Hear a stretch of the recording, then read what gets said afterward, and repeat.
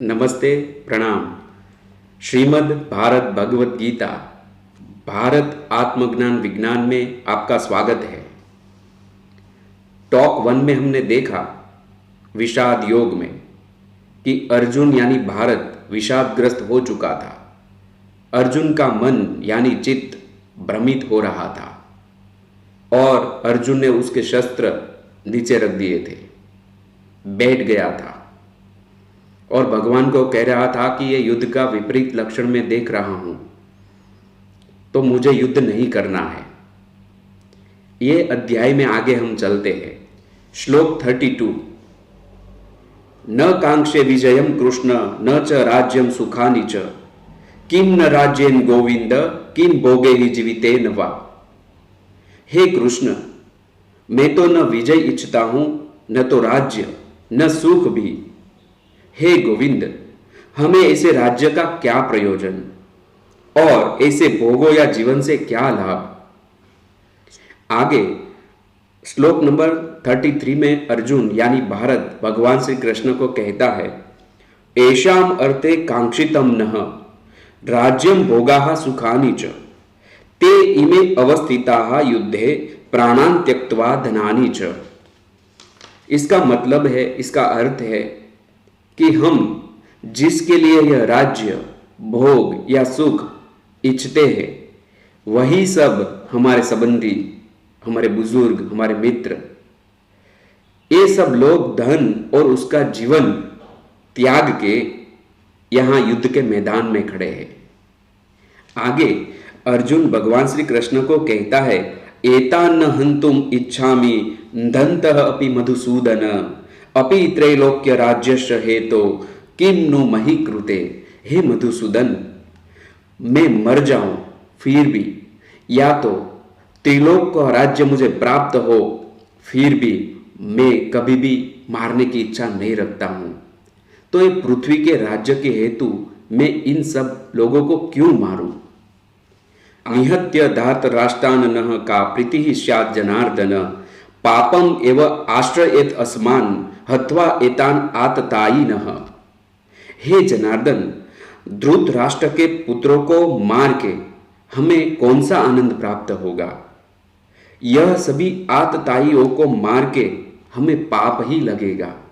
यहाँ पे अर्जुन भगवान श्री कृष्ण को बता रहा है कि ये सब जो लोग हैं जो मेरे सामने खड़े हैं, उसको मैं क्यों मारूं। यदि मैं मर जाऊं या तो मुझे त्रिलोक का राज्य प्राप्त हो, फिर भी मैं ऐसी इच्छा नहीं प्रकट करता हूं, मेरी इच्छा नहीं है, तो फिर पृथ्वी के राज्य के हेतु मैं इन लोगों को क्यों मारूं। और बाद में कहता है कि ध्रुत राष्ट्र के पुत्रों को मार के मुझे कौन सा आनंद प्राप्त होगा और इन लोगों को मार के हमें पाप ही लगेगा। आगे अर्जुन कहता है, तस्मात् न अर्हा वयम हंतुम धार्तराष्ट्रान् स्वबान्धवान् स्वजनम ही कथम हत्वा सुखी नः श्याम माधव। हे माधव, हमारे ही बांधव ध्रुत राष्ट्र के पुत्रों को मार के यह युद्ध जीता जाए वह योग्य नहीं है। स्वजनों को मार के हम कैसे सुखी होंगे। आगे अर्जुन कहता है, यद्यपि एतेन पश्यन्ति लोभोपहत चेतसः कुलक्षय कृतं दोषं मित्रदोहे च पातकम् कथं न ज्ञेयम् अस्माभिः पापात् अस्मात् निवर्तितुं कुलक्षय कृतं दोषं प्रपश्यद्भिः जनार्दन। हे जनार्दन, हे भगवान, लोभ के कारण जिसका चित्त भ्रष्ट हुआ है, ऐसे ये सब लोग कुल का नाश से उत्पन्न होने वाले पाप या तो फिर मित्रों का विरोध करने के बावजूद भी जो पाप उत्पन्न होने वाले हैं, वह पाप के बारे में कोई सोचता नहीं है और युद्ध करने के लिए खड़े हुए हैं। लेकिन हे जनार्दन, कुल के नाश के कारण से जो दोष लगने वाले हैं, वह पाप से भी हमें बचना चाहिए। इसीलिए मैं सोच रहा हूं कि ये युद्ध नहीं करना है। क्या ये नहीं सोचना चाहिए।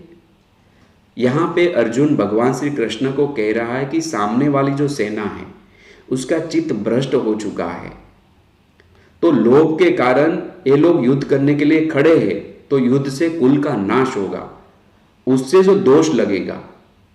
और दूसरा, मित्रों ने जो उसको सलाह दी है, उन लोग सभी लोगों को सलाह दी है, उनका भी न मानते हुए ये लोग युद्ध करने के लिए तैयार है, उसका भी उनको दोष लगेगा। फिर भी हे जनार्दन, हम ऐसा क्यों करें कि युद्ध से कुल का नाश होगा तो उसका दोष भी हमें लगेगा? तो इसके लिए क्या सोचना नहीं चाहिए? यहाँ पे अर्जुन भगवान श्री कृष्ण को आगे कहता है, कुलक्षये प्रणश्यन्ति कुल धर्मा सनातना धर्मे नष्टे कुलम कृत्स्नम अधर्म अभिभवति उत। यहाँ पे अर्जुन कह रहा है कि कुल का नाश होने से सनातन कुल धर्म नष्ट हो जाते हैं, यानी हमारा जो कुल परंपरा में जो मूल्य है, जो वैल्यूज है, जो धर्म है, वो नष्ट हो जाएगा। ताकि कुल ही नहीं बचेगा तो कुल धर्म भी नष्ट हो जाएगा, और धर्म नाश होते ही समस्त कुल पाप से भरा हुआ चारों ओर फैल जाएगा। तो भगवान को अर्जुन कह रहा है कि ऐसा मैं क्यों करूं? सामने वाले नहीं समझते हैं तो मैं तो समझता हूं कि ऐसा नहीं करना चाहिए। देखिए, अर्जुन विषाद में था, भारत विषाद में था, और विषाद का कारण भगवान श्री कृष्ण को कह रहा था। अब आगे हम देखेंगे कि क्या होता है नेक्स्ट टॉक में। प्रणाम, नमस्ते, थैंक यू।